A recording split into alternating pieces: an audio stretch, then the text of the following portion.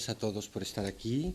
Voy a empezar agradeciendo a la Fundación MAFRE la invitación y la organización de estas conferencias, así como a todo el personal de MAFRE y a Pep, a Ana y a Rosina por gestionar esta organización, toda la organización. Voy a hacer una conferencia que va a ser un poco larga hoy y que voy a leer porque no quiero equivocarme y es un tema un poco complicado. Espero no ser pesado y que les interese. En cualquier caso, la duración de la charla va a ser de aproximadamente 1 hora. No sé si podemos bajar las luces. Hoy vamos a hablar de un tema relativamente importante en el mundo de la fotografía y en el ámbito de la conservación del patrimonio, que es la manera como llamamos a los objetos que atesoramos y que conservamos, o sea, de su nomenclatura o de su terminología. Es un tema que puede ser un poco arduo para aquellos que usan la lengua de manera adecuada y espontánea para expresarse en su contexto de trabajo, y eso no les causa ningún tipo de problemas de comunicación. El caso es que he constatado que en muchos casos esto no es la norma y hay un desconocimiento bastante elevado de los nombres adecuados para describir o simplemente para nombrar las fotografías. Esto en muchos casos no es un problema, pongamos por ejemplo entre amigos que charlan de fotografía o entre fotógrafos expertos, pero sí que plantea un problema importante cuando de lo que hablamos es de colecciones, ya sean públicas o privadas, de carácter patrimonial. Así pues, este va a ser mi tema de hoy, la terminología de la fotografía en las colecciones públicas, un tema que tiene mucho que ver con la lengua, con la lingüística y sobre todo con las técnicas fotográficas y también un poco, como voy a explicar, con la conservación. Así que primero voy a hacer una introducción teórica y metodológica para justificar con profundidad el interés del tema y subrayar la necesidad de expresarse con propiedad en nuestras actividades profesionales. Y en la segunda parte voy a presentar ejemplos de terminología usada que voy a discutir para ilustrar mis argumentos. Otra cosa previa. Voy a ilustrar la conferencia con imágenes fotográficas que voy o no a comentar y que a veces pueden parecer sin aparente relación con el tema. La mayoría son reproducciones de fotografías que me gustan a mí. Los originales son a veces míos, la mayoría de las veces de otros autores. Quiero, sin embargo, llamar la atención sobre las fichas técnicas que acompañan las imágenes, que están escritas precisamente para ilustrar los argumentos que voy a ir desgranando. Y empiezo enseñando una pequeña colección de cartelas de identificación de fotografías para ilustrar con estos ejemplos el tipo de terminología que se usa actualmente en España y en español, a mi juicio errónea, para nombrar los objetos. Así vemos que se usan términos como, por ejemplo, copia digital, arriba a la izquierda, a la derecha el enigmático C-Print, abajo a la izquierda vemos el también enigmático Color Duratrans y abajo a la derecha vemos el omnipresente Lambda Print. Y como decía mi abuela, esto no parece muy católico, puesto que son fórmulas que no designan con claridad el objeto presentado. La primera impresión que tengo, si me pongo en el lugar de un aficionado al arte que no es experto en jerga profesional y en nombres de marcas comerciales, seguramente algunos de vosotros estaréis en esta situación, no sé exactamente de qué me están hablando.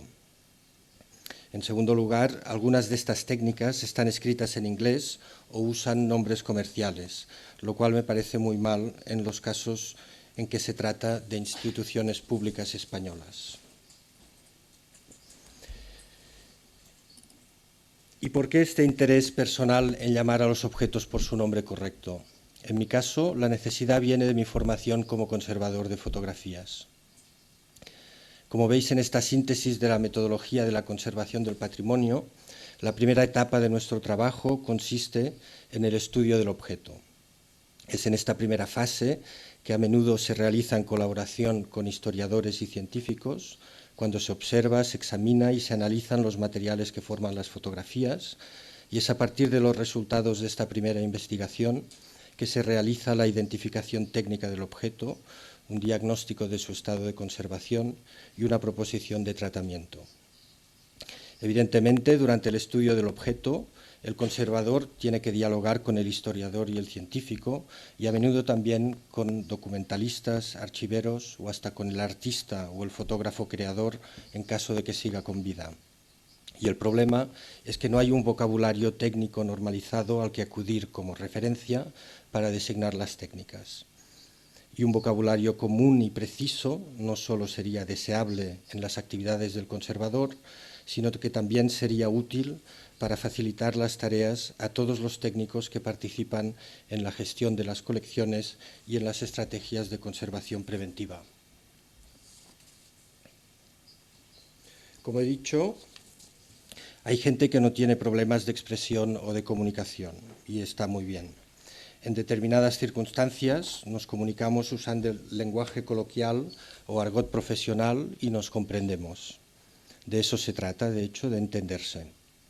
Pero cuando hablamos de gestión de colecciones públicas, es decir, de colecciones patrimoniales que pertenecen al fin y al cabo al Estado y a todos nosotros, o también en un contexto académico, se impone el uso de un lenguaje breve y conciso, de un lenguaje exacto. Y este nivel de lenguaje o de comunicación se llama lenguaje técnico-científico. Esta exigencia resulta para mí evidente también en la universidad, donde se investiga y se produce conocimiento para el estudio de la historia y para el progreso de la sociedad, pero también debería ser un imperativo en archivos, bibliotecas y sobre todo en colecciones públicas o privadas de referencia, puesto que si la primera misión del museo es la conservación de las obras, la segunda es, o debería ser, la educación del público. Y no se deberían usar palabras inexactas, aproximadas en otras lenguas, ni tampoco provenientes del argot de algún círculo profesional afín para designar el patrimonio público, puesto que entonces no se está cumpliendo esta misión científica y educativa del museo, misión que empieza por inventariar y catalogar correctamente los bienes culturales para poder mostrar al público el patrimonio que le pertenece. Por lo tanto, nombrar los objetos y distinguir las diversas técnicas fotográficas que se han ido sucediendo desde la invención de la fotografía es una de las principales complicaciones de nuestro trabajo como conservadores de fotografías. El caso es que los conocimientos sobre historia de la fotografía en España están muy por debajo de los de otros países como Francia, Inglaterra o Estados Unidos, donde hay una tradición académica y sobre todo una tradición industrial fotográfica. Y no voy a comentar aquí las terminologías francesa o anglosajona, que cada uno cargue con su lingüística y con su sintaxis. A pesar de ello, tengo que confesar que una de mis fuentes de referencia son los trabajos de Anne Cartier-Bresson sobre terminología técnica fotográfica en francés y el libro de Bertrand Lavedrine publicado en 2009, Reconocer y conservar las fotografías antiguas.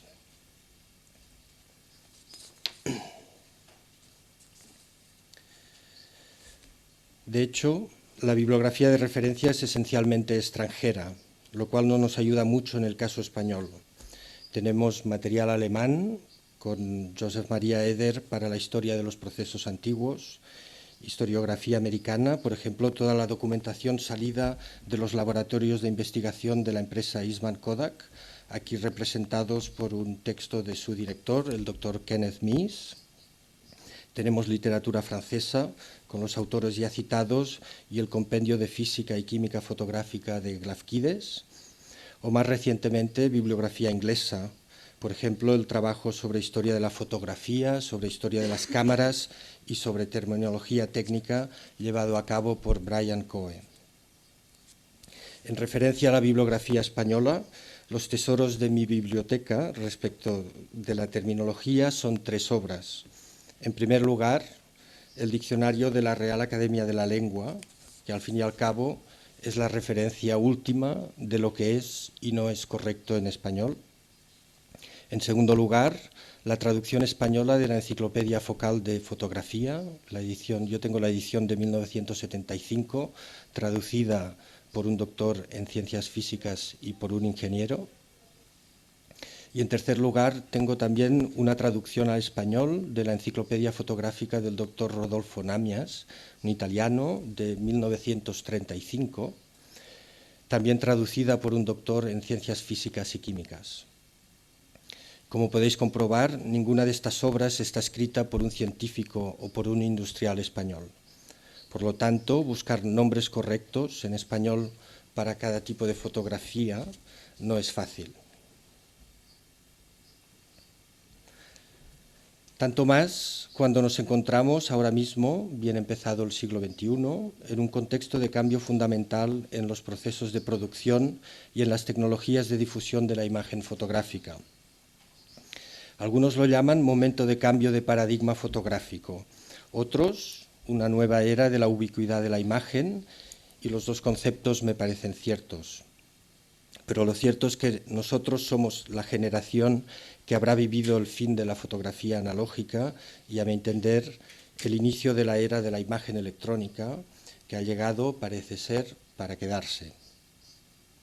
No se puede negar, pues, que estamos en una época de implosión de una nueva tecnología de creación de imágenes, donde nuevas herramientas, nuevos procesos de trabajo y materiales están sustituyendo, si no lo han hecho ya completamente, las antiguas cámaras, los materiales fotosensibles y sus productos químicos, y también las ampliadoras que permitían a los fotógrafos precisamente escribir o pintar con luz.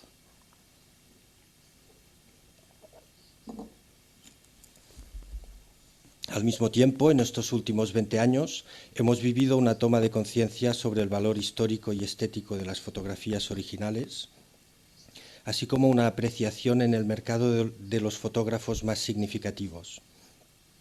Y esta toma de conciencia de los valores artísticos, históricos y económicos de la fotografía se ha traducido en la formación de colecciones públicas y privadas y en la necesidad de nombrar lo que coleccionamos para conocerlo y conservarlo.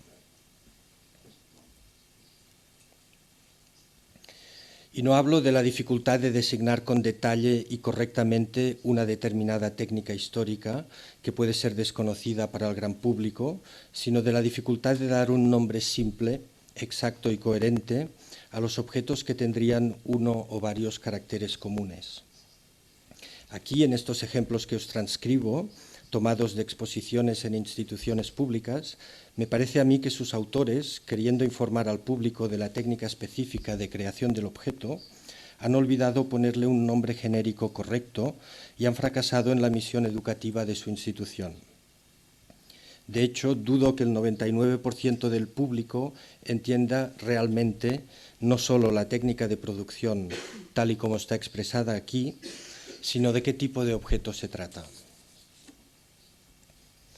Fijaros que en ninguna de estas identificaciones de la técnica artística aparece el término fotografía para definir el objeto, y prácticamente solo se usan palabras de la jerga fotográfica, marcas comerciales o palabras extranjeras para identificarlas. Al fin y al cabo, esto debería ser bastante más simple, pero me parece que mucha gente se complica la vida, supongo, a veces por desconocimiento y otras veces por querer parecer sabio. Fijaros en el grupo inferior con estas tres apelaciones que intentan designar una impresión obtenida por inyección de tinta sobre papel. Aquí nadie ha caído en que lo que produce una impresora se puede llamar una impresión.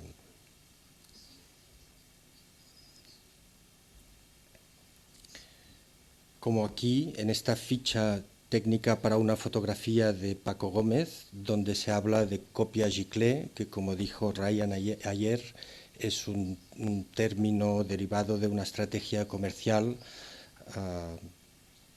utilizado para designar impresiones realizadas por inyección de tinta. En fin, la presencia de las impresiones en salida de ordenador es un problema recurrente en conservación de fotografías desde principios del siglo XXI, o sea, más o menos desde el año 2000, que es cuando aparecen en la escena de la creación fotográfica y del coleccionismo este nuevo tipo de objetos creados con tecnología informática. Con la llegada de las cámaras llamadas digitales en los años 90, los fotógrafos americanos empezaron a abandonar los laboratorios fotográficos y se pusieron a imprimir sus imágenes sobre papeles en dispositivos electrónicos conectados a su ordenador. Luego estas fotografías empezaron a deteriorarse por el debilitamiento óptico de los colorantes o por el amarilleo del soporte y empezaron a llegar a los laboratorios de conservación y restauración de fotografías. Y cuando uno ha estudiado las fotografías, sus características y propiedades físicas, sus componentes materiales, su estratigrafía, cuando uno las compara con una de estas imágenes salidas de un ordenador, se queda sorprendido, puesto que es evidente que no se trata del mismo tipo de objeto. La estratigrafía puede parecer similar, pero es distinta, el aspecto también es distinto, y cuando los científicos analizan los materiales, resulta que tampoco corresponden a los materiales con los que se fabrican los papeles fotográficos. Luego uno se pregunta de dónde vienen y descubre que un fotógrafo se ha pasado al digital, que se vendió en laboratorio fotográfico y que produce sus fotografías en casa con un ordenador y con lo que llamamos una impresora. ¿De qué estamos hablando entonces?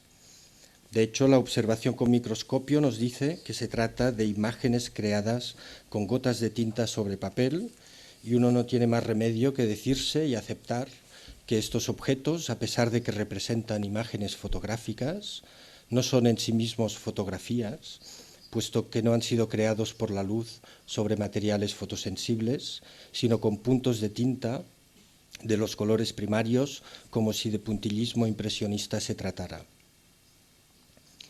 A mí esto me llevó a una conclusión evidente. Las imágenes fotográficas obtenidas en salida de ordenador, en los diversos tipos de impresoras que hay en el mercado, no son en sí mismas fotografías, sino que son otro tipo de objeto. Como su nombre indica, impresiones obtenidas en salida de ordenador. Y fijaros que este tipo de objeto, hecho de tinta sobre papel, no es tan nuevo como parece, puesto que la historia de la fotografía, en tanto que herramienta de comunicación visual, ya conoce las imágenes fotográficas impresas con tinta sobre papel. Pensemos en el heliograbado, en la fototipia, en el similigrabado, en la fotolitografía offset, todas ellas técnicas que se desarrollan paralelamente a la fotografía química y que han permitido una verdadera difusión masiva de imágenes fotográficas durante los siglos XIX y XX, eso sí, sobre soporte no fotográfico. Estas técnicas permiten imprimir imágenes fotográficas con tinta sobre papel a partir de una matriz obtenida con una combinación de fotografía y técnica de la estampa. Se trata de lo que se conoce con el nombre genérico de impresiones fotomecánicas y sus resultados son también imágenes fotográficas impresas. Esta información nos permite, pues, distinguir tres tipos de objetos diferentes sobre los cuales podemos encontrar imágenes fotográficas en función de su tecnología de creación. Y no hay más.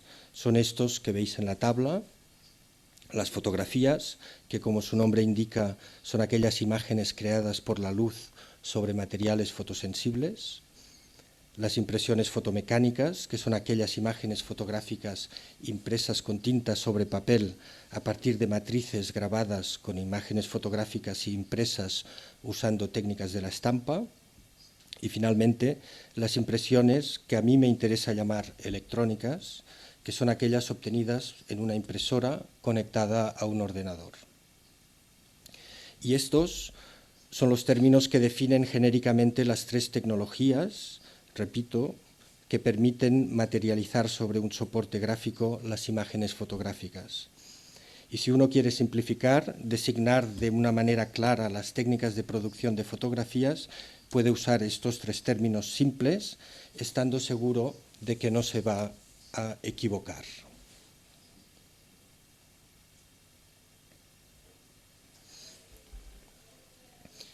Y ya que hablo de impresiones obtenidas en salida de ordenador, voy a intentar explicar mi tesis de que la naturaleza intrínseca de las fotografías que hacemos con las cámaras llamadas digitales no son los dígitos, sino la electrónica.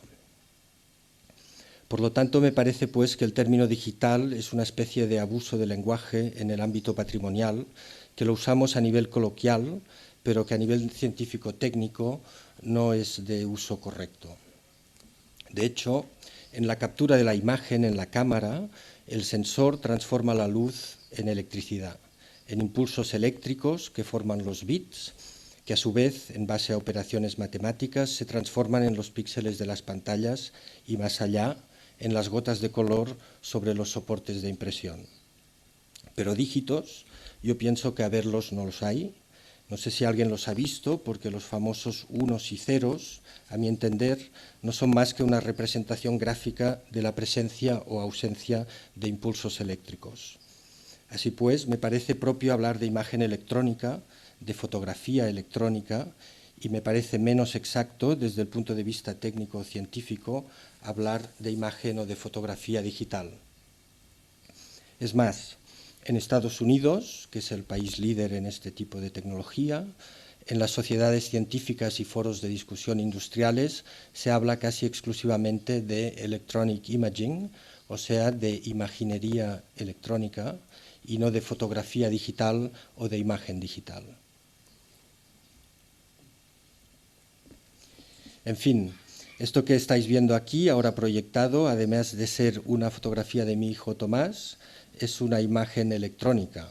De hecho, es una imagen compuesta por una fotografía electrónica tomada con un teléfono móvil y también por un fichero gráfico, ambos manipulados para que parezca una fotografía instantánea tipo Polaroid, un engaño clarísimo, pero de ella solo existe un fichero informático y solo se puede ver en una pantalla o en una proyección. Se trata, pues, de una imagen inmaterial, de una imagen virtual. Por lo tanto, es, en parte, una imagen fotográfica, sí, pero el conjunto, lo que estáis viendo, a mi entender, no es más que una imagen electrónica.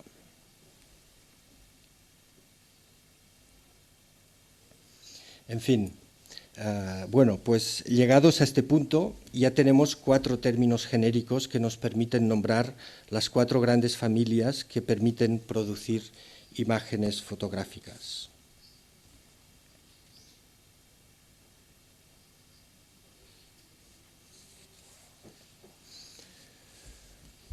Analicemos ahora la terminología que se usa para nombrar las fotos con palabras de argot profesional. Y en la pantalla os muestro 4 términos de jerga profesional muy usados, que están muy bien para entenderse entre fotógrafos o expertos, pero que en el contexto de las colecciones patrimoniales deberían ser usados con precaución. Se trata de los términos copia, prueba, tiraje e impresión. El término copia, además de significar en su primera definición la reproducción mecánica de cualquier cosa, tiene también una acepción fotográfica, puesto que designa también, según la RAE, cada uno de los ejemplares que resulta de reproducir una fotografía. Por lo tanto, es un término correcto siempre y cuando se use en un contexto profesional fotográfico. El término prueba proviene del mundo de la estampa, es decir, es históricamente anterior a la fotografía y designa, como su nombre indica, los ejemplares de trabajo en los que el artista hace pruebas para obtener el resultado deseado. Por lo tanto, si no se trata de una copia de trabajo, no me parece correcto hablar de prueba para nombrar una fotografía. Tiraje también es un término que proviene del mundo de la estampa y que se usa para denotar o bien un ejemplar impreso o bien el conjunto de ejemplares impresos de un mismo grabado. Se usa, por ejemplo, para decir de esta estampa se ha realizado un tiraje de 100 ejemplares. A mí me parece correcto este último uso y, por ejemplo, diría, sin pensar que me equivoco, de esta fotografía se ha realizado un tiraje de 10 ejemplares. Pero vaya, poner en una cartela tiraje a la gelatina de plata no me parece correcto por la imprecisión del término.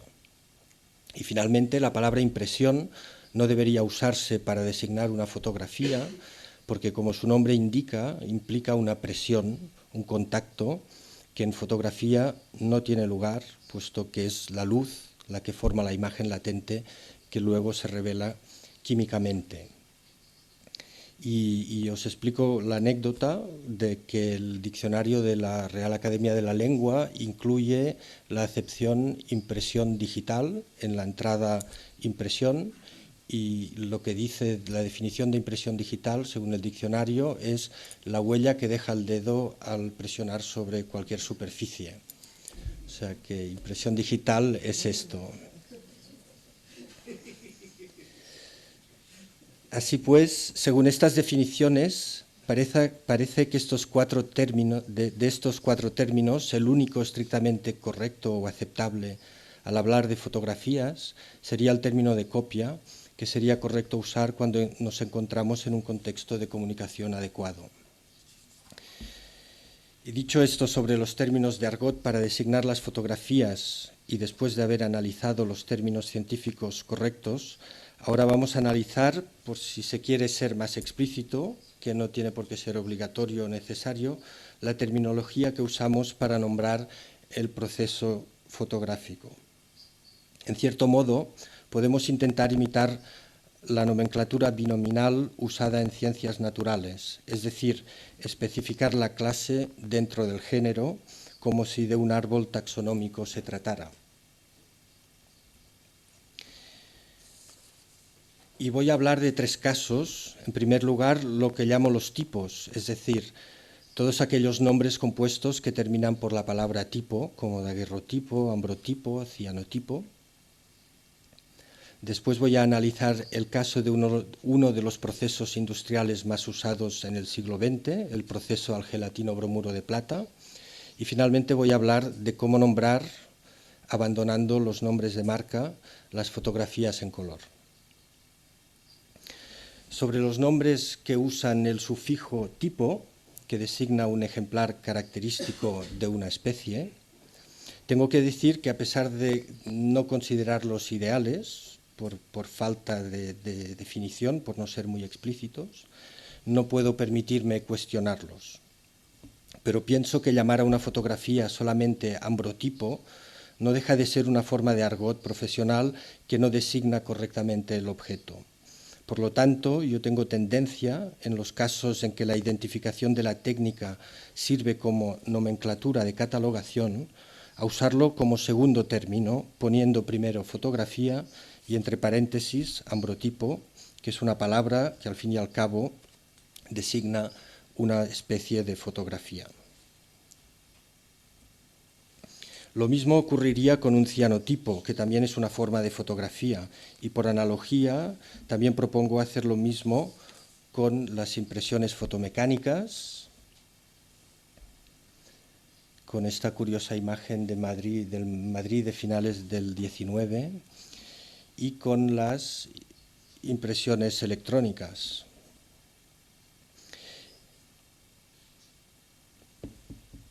En cuanto a los procesos industriales, las fórmulas para designarlos son un quebradero de cabeza para todos, y como ejemplo voy a tomar el caso del proceso al gelatino-bromuro de plata.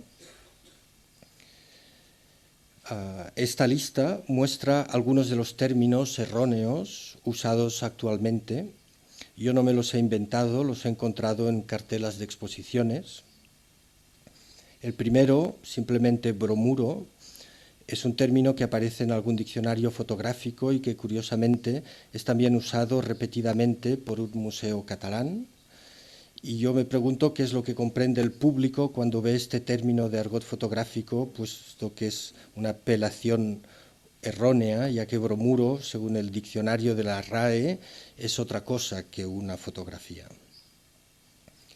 Otro término usado es bromuro de plata, pero este término designa simplemente un tipo de halogenuro de plata que oscurece cuando se expone a la luz, no designa una fotografía. Por lo tanto, de nuevo, es un error usarlo en inventarios y cartelas. Y este error continúa con el término de gelatino-bromuro de plata, que designa, igualmente según la RAE y los manuales de química fotográfica, únicamente una suspensión precisamente de bromuro de plata en gelatina, y que por lo tanto no designa correctamente una fotografía. Y finalmente, otra apelación, también típica de Barcelona, es llamar a las fotografías papeles al gelatino-bromuro de plata, cuando los objetos son precisamente fotografías y no papeles. De hecho, el papel al gelatino bromuro de plata es el papel fotosensible que se compra en la tienda.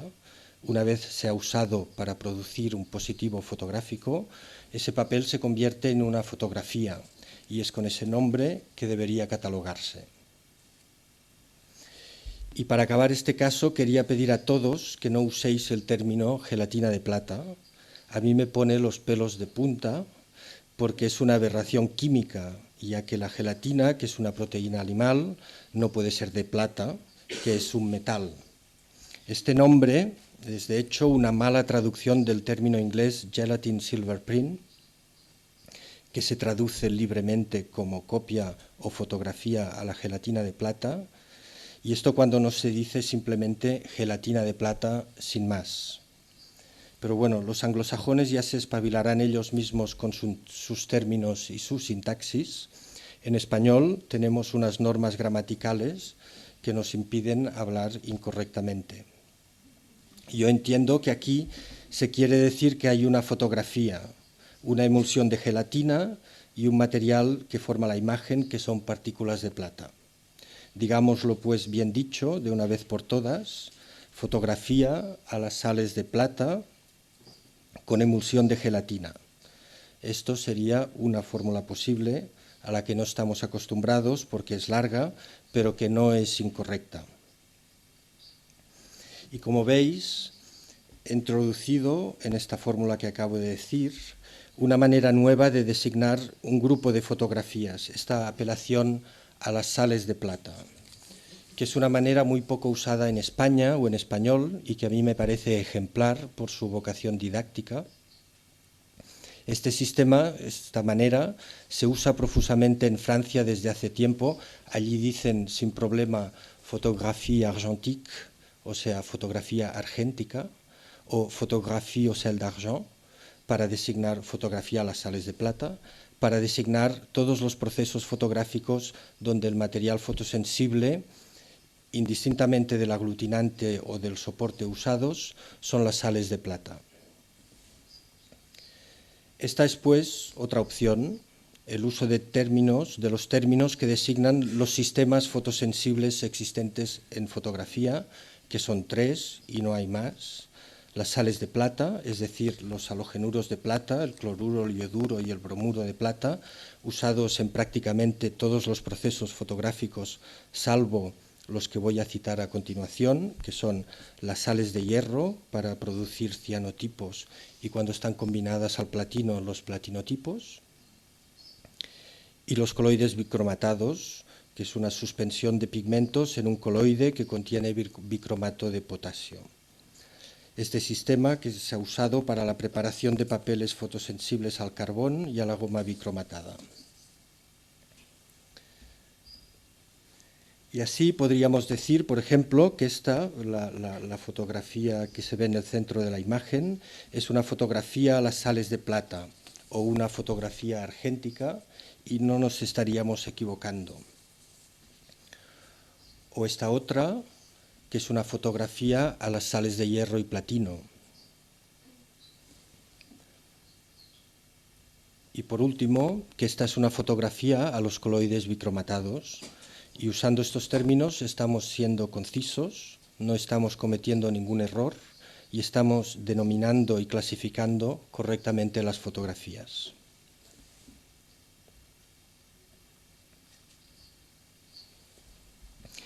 Con los procesos de fotografía en color no me voy a demorar mucho, puesto que la literatura técnica nos permite poner apellidos claros al nombre de fotografía, puesto que son procesos creados ya durante la era de desarrollo industrial de la fotografía y los procesos tienen un fundamento científico desarrollado y ampliamente publicado.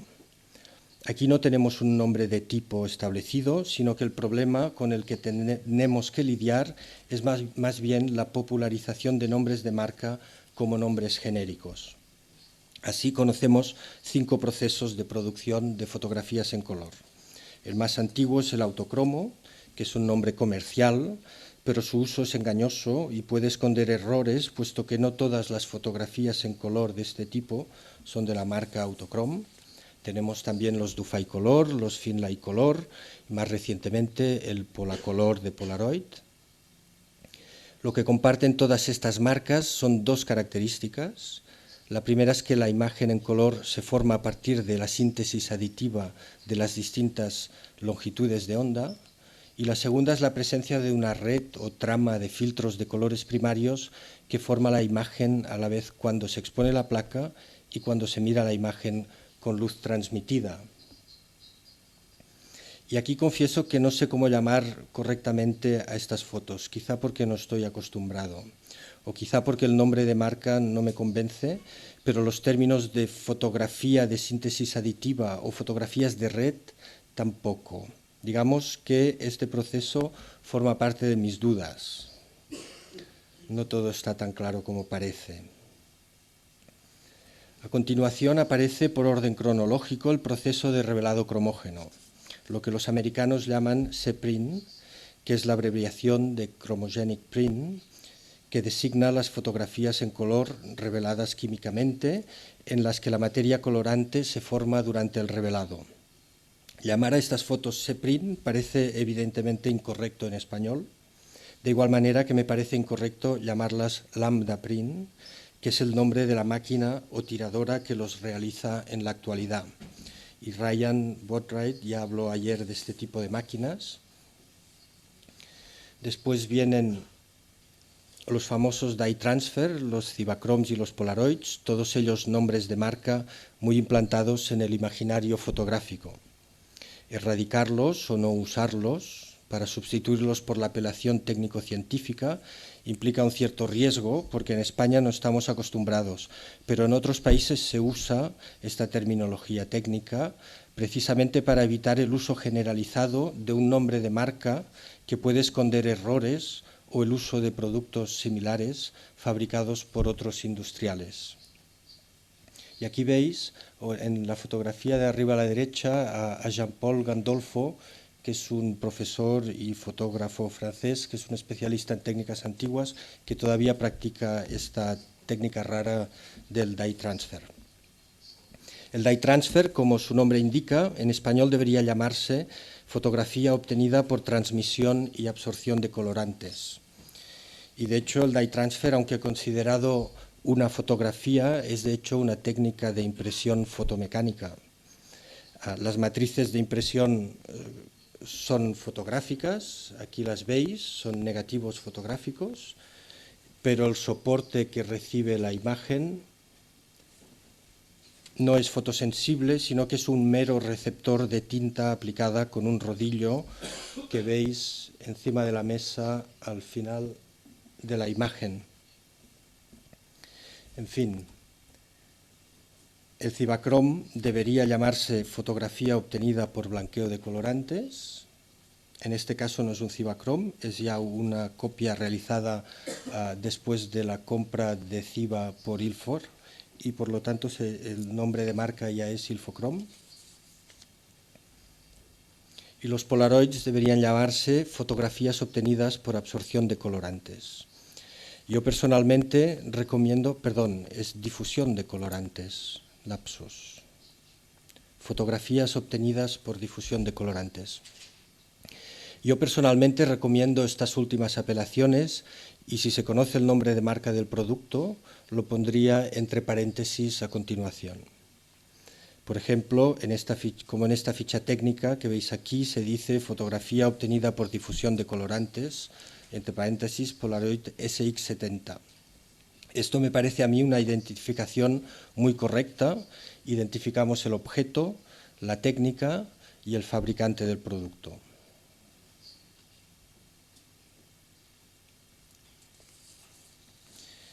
Dicho esto, me faltan todavía tres conceptos por comentar: la técnica del positivado, la designación de los materiales que forman el objeto y como colofón, el lugar que ocupa el objeto dentro de la obra del autor. La técnica de positivado, o sea, el método de producción del objeto fotográfico, no se nombra nunca en España. Peor aún, si se nombra, se usan a menudo las iniciales en inglés POP o DOP. Y a mí me gustaría promover una terminología española para explicitar este concepto que me parece muy pertinente, interesante y pedagógico. La mayoría de vosotros sabéis que en el siglo XIX las fotografías se positivaban por ennegrecimiento o exposición directa al sol, por contacto de los negativos y del papel fotosensible, o sea que no había ampliación ni revelado.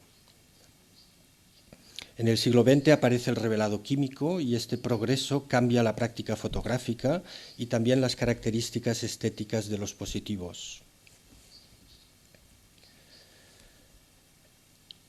Transformando el tono cálido chocolate o púrpura de los positivos del XIX en el tono negro neutro de los positivos revelados del siglo XX. Para los amantes de la fotografía histórica esto es muy importante porque el aspecto formal de las fotografías obtenidas con cada una de estas técnicas de positivado es muy distinto. Y para los conservadores es también importantísimo, puesto que las propiedades químicas y la permanencia de las imágenes cambia considerablemente en función de la técnica de positivado. Por lo tanto, me parece pertinente añadir a la nomenclatura técnica, es decir, al nombre genérico y al apellido técnico de nuestras fotografías, otras palabras que digan si se ha obtenido por ennegrecimiento directo o por revelado, como en este caso, donde podemos decir que esta fotografía, por ejemplo, sin temor a equivocarnos, es una fotografía a las sales de plata obtenida por revelado.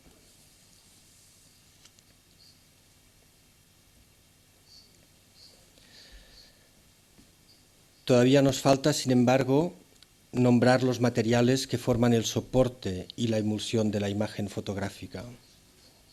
Hasta ahora hemos hablado del nombre del objeto, del proceso o del sistema fotosensible y de la técnica de positivado.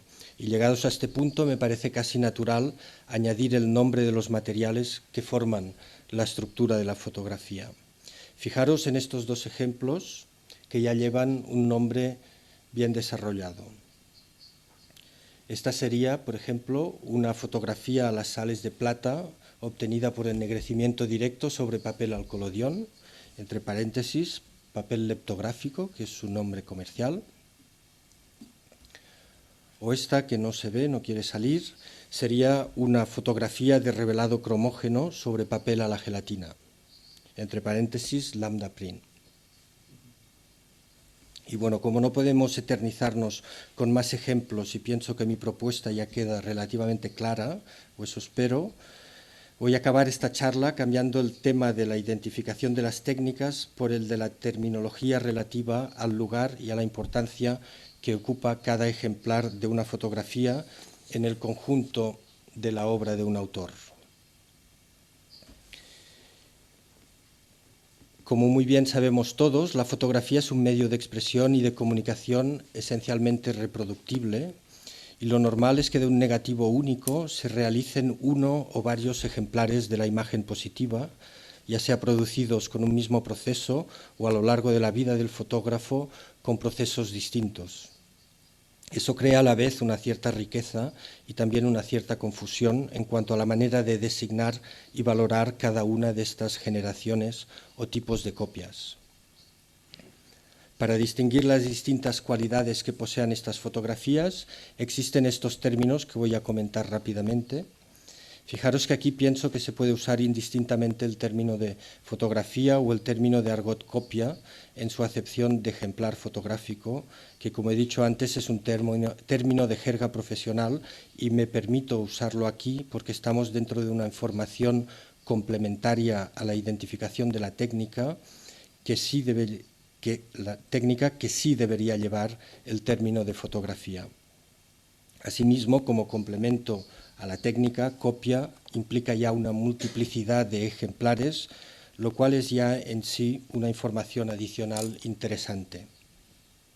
De esta manera podemos especificar un tipo de fotografía el tipo de fotografía de la que estamos hablando, si se trata de una fotografía o copia original, es decir, firmada o reconocida explícitamente por el autor con su firma o la marca de su estudio, si se trata de una fotografía o copia de época, lo que los americanos llaman una fotografía vintage, es decir, de un ejemplar realizado en la época de la toma del negativo original, de una copia de colección, es decir, realizado con un tratamiento especial de archivo para garantizar su permanencia y que forma parte de un tiraje limitado y numerado para su comercialización en el mercado del arte, de una copia de prensa, es decir, realizada buscando unos contrastes particulares para que el resultado de su impresión fotomecánica sea satisfactorio. Estas copias de prensa están muy a menudo retocadas o reencuadradas por los grafistas editoriales. Puede ser también una copia posterior, moderna o hasta póstuma, si el positivo ha sido realizado años después por el mismo fotógrafo o por otro laboratorio o hasta por los herederos. Y finalmente también existen las copias de trabajo o pruebas, que son las pruebas que hace el fotógrafo en el laboratorio para llegar a un resultado estéticamente óptimo antes de empezar la producción de un ejemplar o de un tiraje completo. Estos son ejemplares inacabados o todavía defectuosos que no tienen la riqueza plástica ni el mensaje que pretende el artista y que no deberían ser valoradas en la misma medida que una obra acabada. En general son piezas que no están firmadas y que son útiles cuando se conservan para que los expertos analicen el proceso de creación del artista, pero es raro dar con ellas. Y quizá también podríamos añadir a esta lista el término de facsímil, que es una copia realizada con la voluntad de parecerse estéticamente al original, sobre todo en el caso de técnicas antiguas.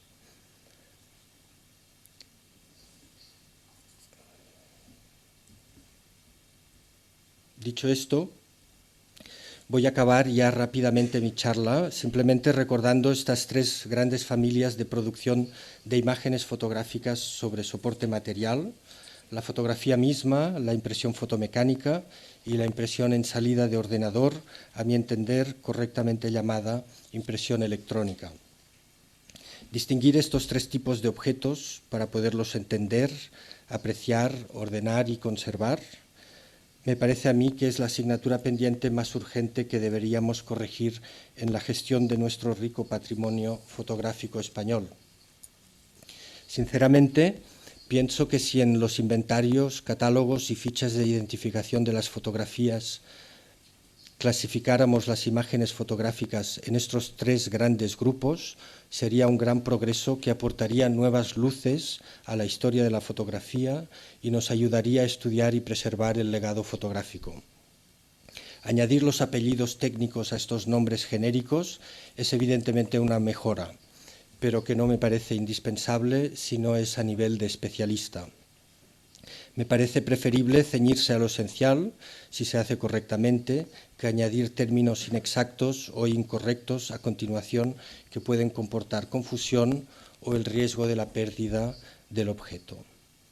En última instancia, el ejercicio de simplificar, de separar y de nombrar cada objeto por su nombre correcto sería una manera de tomar conciencia de la actual evolución de la fotografía y de poder mirar al futuro con una mirada nueva, una mirada que irremediablemente dejaría los sistemas fotosensibles para la historia y se adentraría ya de lleno en la era de la civilización electrónica.